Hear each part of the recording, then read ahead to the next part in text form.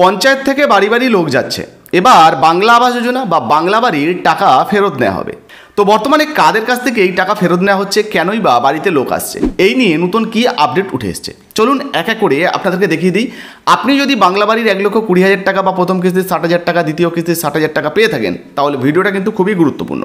On স্ক্রিনে আপনাদেরকে একটা প্রতিবেদন দেখাচ্ছি। দেখুন, এখানে পরিষ্কারভাবে বলা হয়েছে বাংলার বাড়ি প্রকল্পে অনুদানের টাকার সঠিক ব্যবহার না হলে ফেরত নেওয়া হবে অর্থ।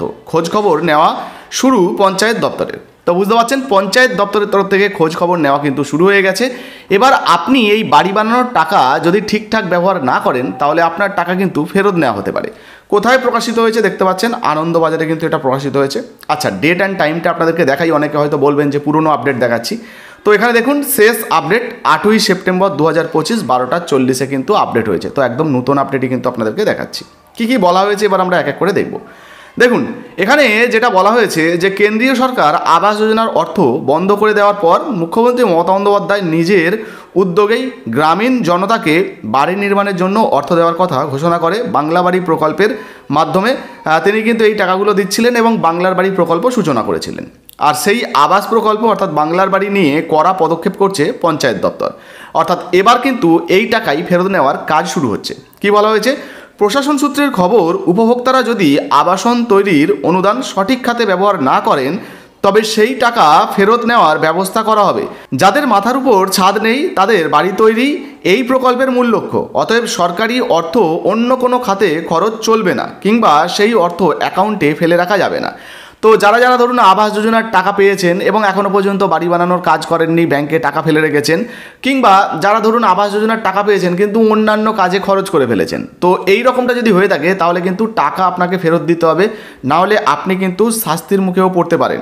কী কী আপডেট উঠে এসছে দেখুন। বলা হয়েছে, প্রশাসন সূত্রের খবর, ইতিমধ্যেই একাধিক জেলায় দেখা গিয়েছে কিছু উপভোক্তা টাকা ব্যাংক অ্যাকাউন্টে রেখে বসে আছেন। অর্থাৎ টাকা পেয়েছেন, ব্যাংকে এই টাকাটা রয়েছে, টাকা তোলেননি এবং বাড়ি বানানোর কাজও করেননি, বাড়ি তৈরির কাজ শুরুই করেননি।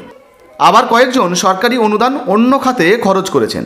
এই পরিস্থিতিতে পঞ্চায়েত দপ্তর জেলা প্রশাসনকে নির্দেশ দিয়েছে কে কোথায় কতদূর বাড়ি নির্মাণের কাজ এগিয়েছেন বা করেছেন তার খোঁজ খবর নিতে হবে।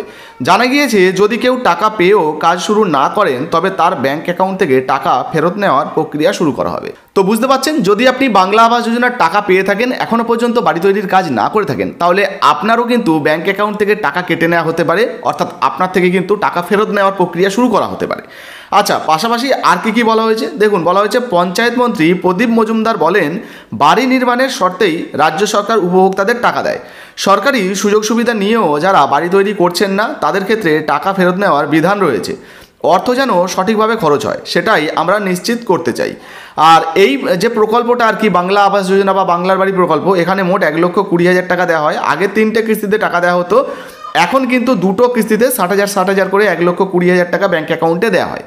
2024 সালের ডিসেম্বরে এই প্রকল্পের টাকা প্রথমবার দেওয়া হয়েছিল। প্রায় 12 লক্ষ উপভোক্তার ব্যাঙ্ক অ্যাকাউন্টে সরাসরি 60,000 টাকা পাঠানো হয় এবং 2025 সালের মে মাসে দ্বিতীয় কিস্তির যে টাকাটা অর্থাৎ 60,000 টাকাটা, সেটা কিন্তু উপভোক্তাদের ব্যাঙ্ক অ্যাকাউন্টে পাঠানো হয়েছিল, যাতে তারা বাড়ির কাজটা সম্পূর্ণ করতে পারে।